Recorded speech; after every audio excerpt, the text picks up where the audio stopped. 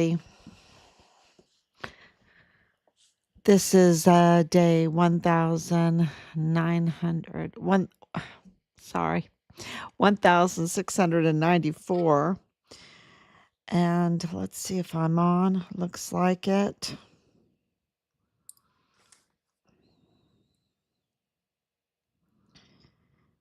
Really busy day again because of everything going on. It's how do you keep up with President Trump, right? How do you keep up with him? He's just absolutely making America great again. Okay, let's see. Yeah, and you don't even have to agree with everything that he's doing. He's just, a president. He's just a president. He's just absolutely uh, the best president ever because he is actively engaging and, trying to get peace in the Ukraine, between Ukraine and Russia, which is not an easy solution at all with NATO's nose stuck in it. And NATO, never has really been what it should have been. Um, and I know that just from living in Europe for most of my life and living right there in Landstuhl, um, living right, going on Ramstein all the time, which is our big American air base that houses NATO, uh, big NATO area, um, and being involved with the community there and everything. So I absolutely have experience to say what I'm saying. And the waste, fraud, and theft is real. It's absolutely real. It's been real. And, it's very, very good to see a president address um, what is making our country weaker and weaker and weaker. When you're in debt, not only do you get weaker, but you also get nasty, right? You get nasty. And I've said this for years and years. When you're in debt, you're not a very happy person. You're just not a happy person. It's better to be poorer than to be in debt. Absolutely. So we have so much to talk about in Richard's case.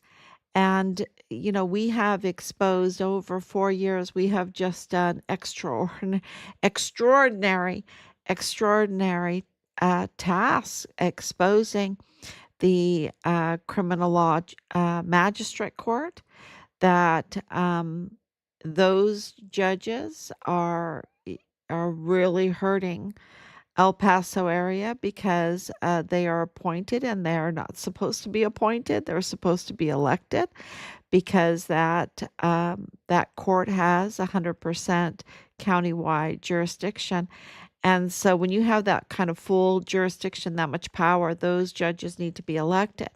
And Representative Veronica Escobar allowed all of this to happen to allow the appointments instead of the elections. She was the county judge at the time in 2015. And so she is really, when there was that changeover, that big changeover from partial jurisdiction to full jurisdiction, she absolutely knew it. She absolutely knew. And there needed to be an election, and she allowed them to be appointed, which is botching every case, right? It just destroys the judicial system. Because then you have to pay all this money when you get a really smart lawyer in there that is really trying to do their best for their client. They just have to bring that up, and and they would have a very, very good case. Probably would win the case against the court, and so that costs so much money, um, and really destroys the trust of the judicial system there. Of course, we have brought up that it was Representative Veronica Escobar that brought in an illegal and unqualified individual that is connected to Rosa Maria Valdez Garcia and Danae Katzen and Bliss Avenue and the cartel to be the chief medical examiner in El Paso. Can you believe it? Can you believe it? And approved his payments and everything. I mean, that's Veronica Escobar. She is really up to no good, right? Up to no good, and refused a congressional hearing for our son's case. And I'm sure many others. She thwarted justice for her own personal gain. And then, of course, um, we have her involvement with DA Jaime Esparza, DA Bill Hicks, um, and those that are in the office, like um, uh, the assistant DAs, and James Montoya, who is, just all messed up right now. He's just all messed up with his 2028 stamp. He can't explain 2028 stamp. I don't think so. I don't think he can explain that because, that's not here yet, right? That's not here yet. Um, so, and that leads to these anti-bribe statements that just don't seem to get filed before the oath of office. What in the world is going on? Why are the statement of officers not being filed before they take their oath of office? And so I did some research on that, and it is so, oh my gosh, this is so, so serious. Okay. And it just, it seems like, oh yeah, it's just an overlook or whatever. No, because it absolutely violates the Texas Constitution and the process of the Texas Constitution, why they put in that you have to make a promise that you did not take a bribe, that you are honestly taking the oath of office. That has to be submitted prior to the oath of office. If it is submitted after the oath of office, then it's null and void. It doesn't even count and it's out of sequence. And so that means that any case that you prosecute, anything, the other side could come in and say, look, you're illegitimate. You're illegitimate. You're putting the whole system at risk by not following the Texas Constitution.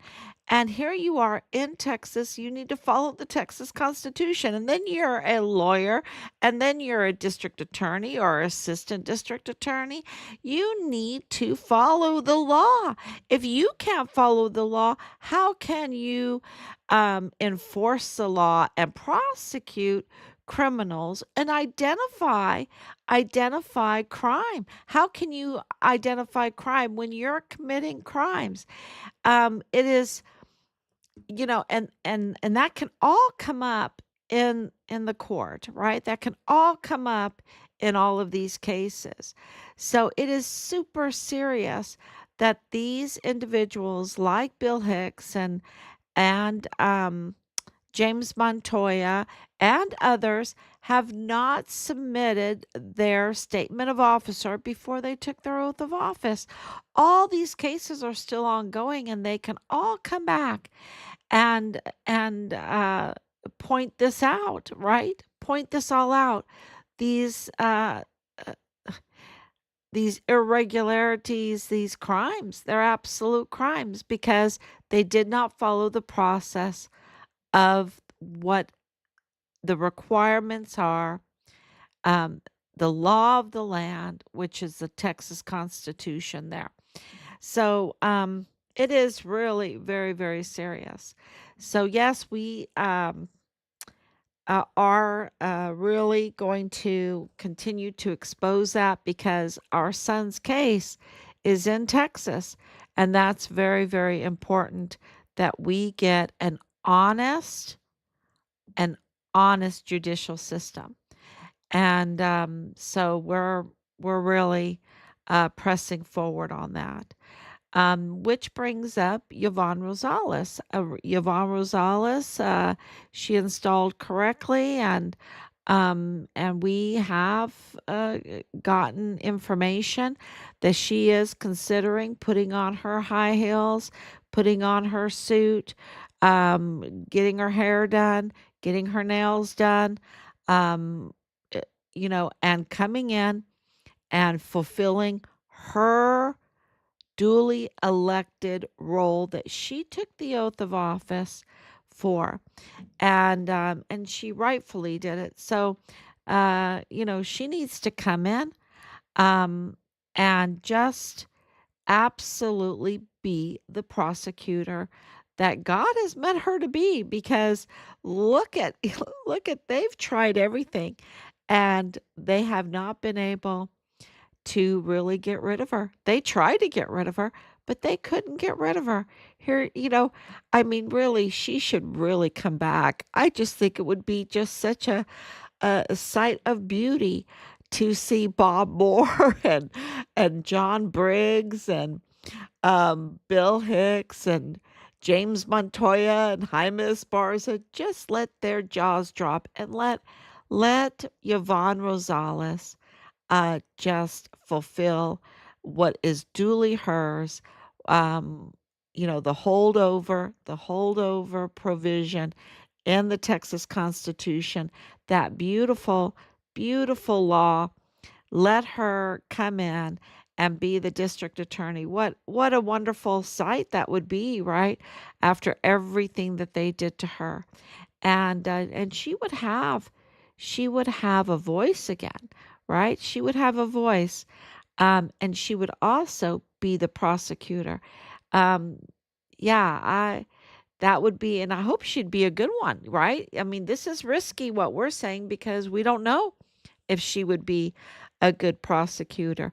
We do know that she was duly elected and she's the holdover constitutionally stamped district attorney right now. And so it would be just so beautiful to see that happen. Um, wow, everyone should write her, right? Write her, write the media to give her support to come back, because aren't we sick and tired of all of these shenanigans in the justice system in El Paso? Aren't we tired? I'm so sick and tired of these judges, of these lawyers, of these, and they're absolutely cartel tied, cartel tied because they've been protecting the criminals, absolutely protecting the criminals. Why else? Look, if you loved El Paso County, and you worked hard to become a lawyer and to get a position as an assistant district attorney, or in the district attorney's office, or as a district attorney, or as a magistrate judge, or in the county clerk's office, or in the El Paso Police Department, or anywhere, right? If you worked hard to get to that place, you would make sure that everything was, because let me explain this, how what we have found out. When you get these positions, there are people there, like the Secretary of State of Texas, that send you an email, that send you the form, and they give you instructions how to fill out the form, what to do, when the deadline is. I mean, they walk you through it. They walk you through. It's not like you have to go in blind, right? They walk you through it. And so everything is done for you. You're in that situation. You need to, when you know that every action you do can have an effect on future cases, you make sure you do it right, and you have a team to help you do it right. It's not like you're alone. And so, if you loved El Paso County, if you loved law enforcement. If you love the Texas Constitution, since it is a government for the people, by the people, of the people, to, to fight against, to identify crimes that hurt people, right? That harm people, that harm property, that harm the economy, that harm our national interests. You need to follow those laws if you love that, so that you can get the crime off the street. And we have such a bloated judicial system. It's so bloated. 2014, you had one magistrate judge. Now you have five magistrate judges, right? It's so bloated. It's just like the military. And if it's bloated and the crime is going up and up and up and up, then something is wrong. Then, of course, it's cartel tied. Of course, they're protecting the criminals and letting the innocent people get hurt.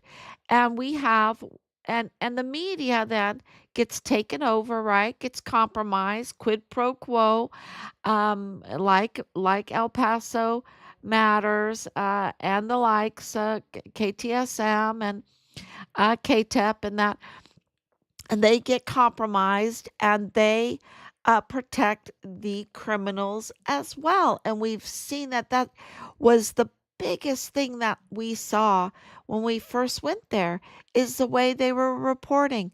It was clear that they were protecting criminals and not doing what you need to do to be helpful in making your county the best ever, the safest ever, the most caring ever, right? It was very, very clear to us because it was so upside down. Everything was so upside down. So, uh, you know, that's why they should absolutely make sure that their I's are dotted, their T's are crossed, their statement of officers are filed properly, not with a 2028 stamp, not with, some strange notary, not with, uh, it's so easy for them, and they get paid a lot of money. They get paid a lot of money to make sure those things are done, right? We give them, s- bunches of tax money. And then in the Patrick Crucius case, we gave them bonuses, millions of dollars of bonus money for the federal court and for the state case. And look at what they did. They just absolutely have abused all of our goodwill, all of our, Doge needs to really come in and look at all of that, right? So you would think that they would absolutely, uh, you know, do things right if they loved the county, but they don't. And the same thing with Representative Escobar. Everything that she's done has been a sabotage. She's been a sabotage to the people, the innocent people there in El Paso that's just trying to live their life. And that costs so much money. And then you have property taxes going way up and everything like that to pay for all of these shenanigans. I'm just so sick of this weaponizing the judicial system, the law enforcement system, just weaponizing it when we pay for it, right? The people in El Paso pay for it, but a lot of that's federal money too. It really is. It's a lot of federal money. So, because of the military and everything and all these contracts and that. And so which leads me to Fort Bliss, to the military, to even Marines. And did you know that this Jose Larin that just got sentenced for the worst type of crimes against children, having videos of the worst type of crimes against children, was in the military, was a Marine, is a Marine, is a Marine, was a Marine. What are they saying? Why aren't they coming out with their PAOs? Why are they letting this slide? He had access, you see. When you're in the military, you have access. You have access to information. He might have had top secret access. He had access to transportation, right? He had a lot of access to transportation, and he had very, very shady connections. The connections of Jose Larin, and you know, is it is. Uh, I wonder. I wonder if he's since he's a Marine, if he's connected to Thomas Garrett, right? Thomas Garrett, Richard's um, uh, general, his name is Michael Garrett, right? I wonder if this Thomas Garrett in the Marines is connected to uh, this Larin doing the worst type of crimes, videos against children. And, when we know that there's all this trafficking, but he was absolutely on Fort Bliss. He was absolutely on Fort Bliss. And let me tell you, his connections are so sketchy. How did he even get into the Marines? How did he even stay in the Marines when you have this sketchy things going around you? And it really makes you wonder, and we're looking into it even more, what's really surrounding all of that. And, and those, and, and to be honest with you, there is these names popping up that it is a real possibility that this is all connected to Richard's case again.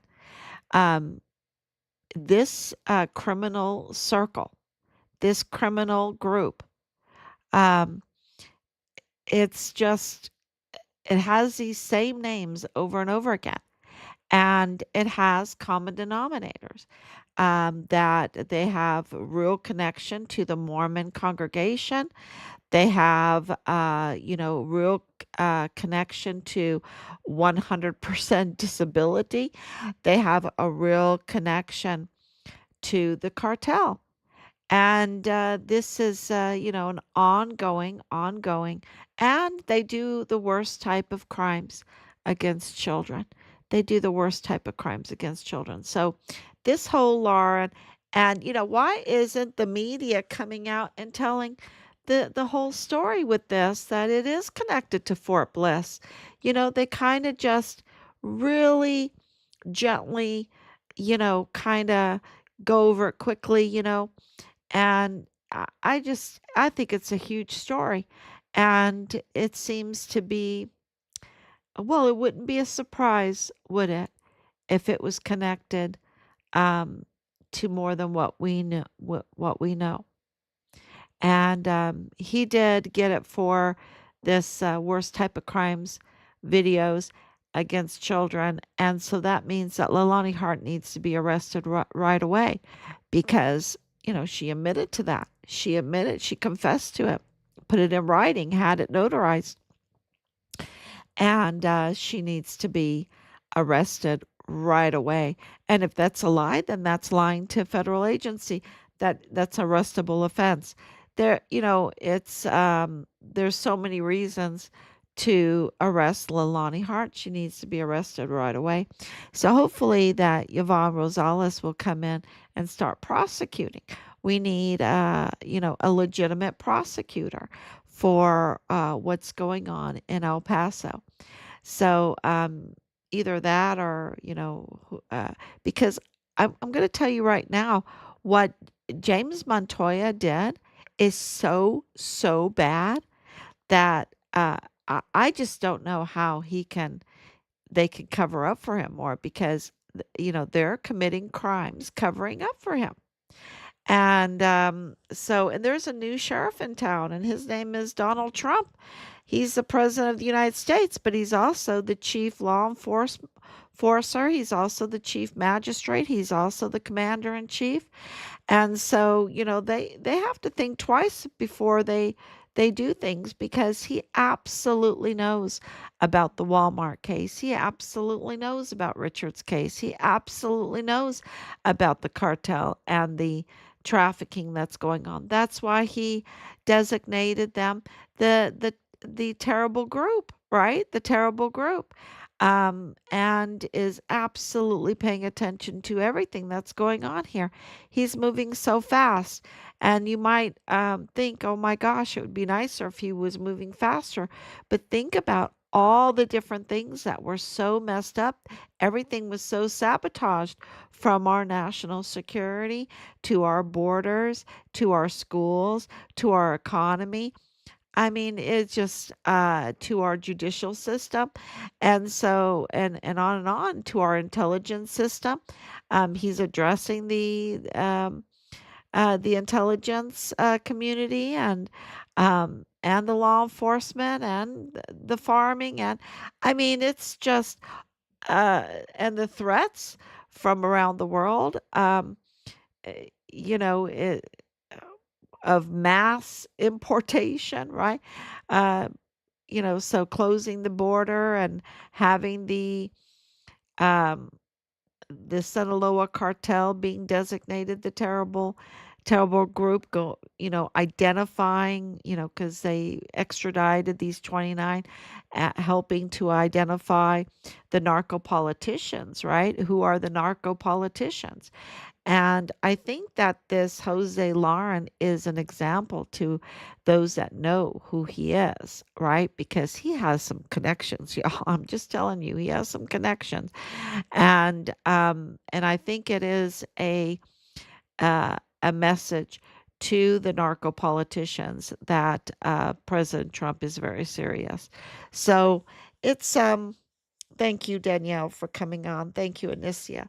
And we're working on several other things behind the scenes in order to push forward, to get Richard's name out there everywhere, to get a real judicial system in El Paso, Texas, so that we can bring this case forward for trial, and also in order to get Richard's remains. So it's right now everything was a mess. Everything's a mess, and we'll see how we can help do as much as we can to get a real judicial system, a trustworthy judicial system, one with integrity and honor, that absolutely honors the Texas Constitution and the U.S. Constitution and our rights, right?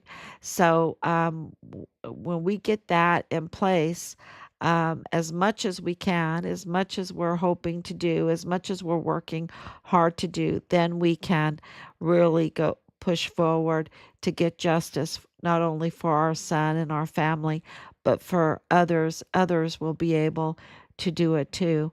So that is our what we're working very hard. All the uh, your own posts that do your own investigation into this with the El Paso Magistrate Court, to the Mayelas being so compromised in the federal court and in the DA's office with Jaime Esparza, and in the FBI with Nieto, and with the Walmart security, right? Which blows my mind every time I say it, that Michael Mayela's son was in all those things during all that time. Um,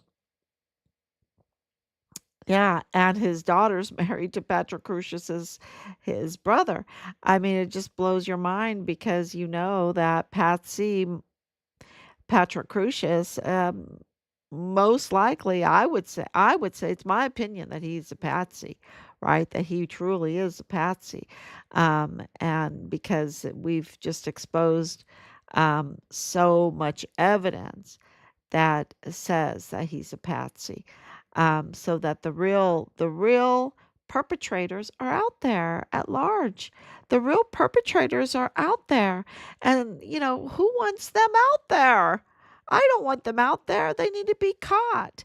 And in order to do that, we need a very serious law enforcement system and a judicial system that works for the people, by the people, and of the people, and not for the cartels of the cartels and by the cartels, right? We need it for the people, by the people, and of the people. And so, yeah, this is our work that we're doing right now, and we really appreciate all the help, and as much team as we can get. Thank you so much. God bless you.